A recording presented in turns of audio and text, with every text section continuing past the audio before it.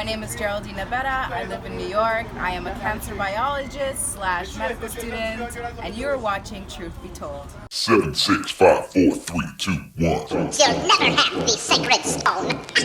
Oh, this you crazy What mother. made you want to be in? So you fast forward a few years from me just growing up in Harlem, and I actually come from Dyckman, which is above Harlem.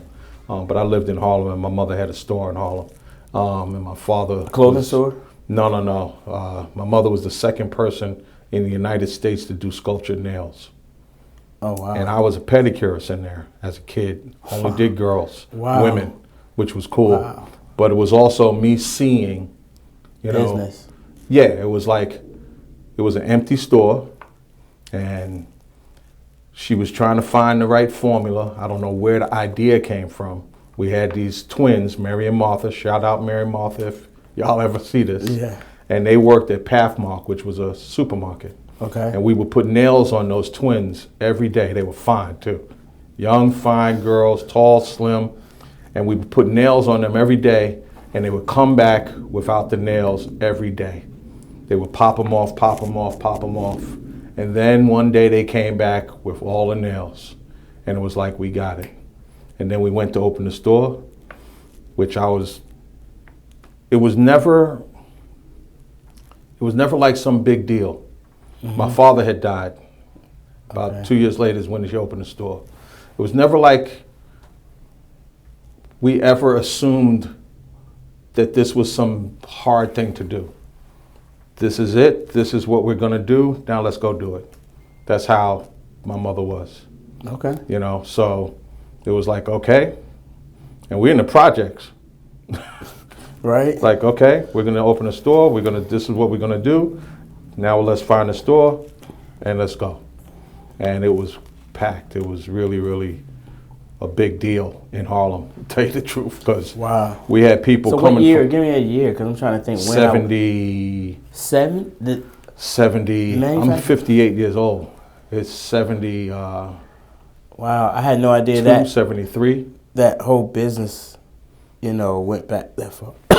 What, the nails? The nail salons. Oh yeah, there was no nail salons. Everyone used to use Lee press-on nails back then. These girls would buy nails and glue them on. Right. The whole idea of sculpting the nails the way women do now didn't exist at all.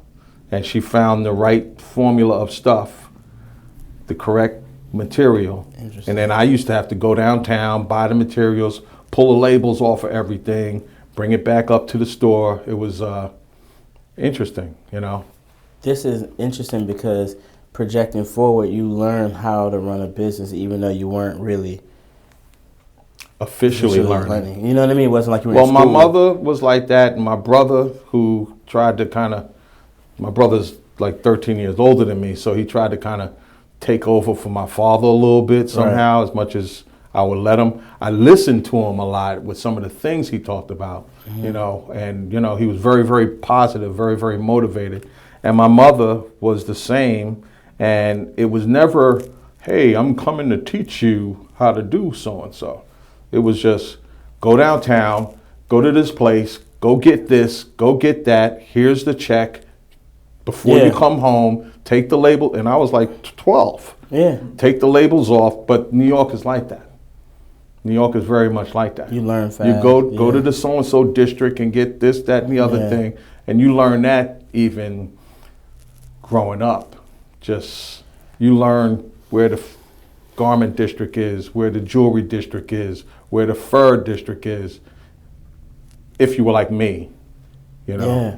Because I imagine some kids grew up in a vacuum where they went to school every day and they went home, they did their homework. That's true. You know what I mean? And they may not have learned that's true. how to go down and do those simple tasks. That is true, to be honest.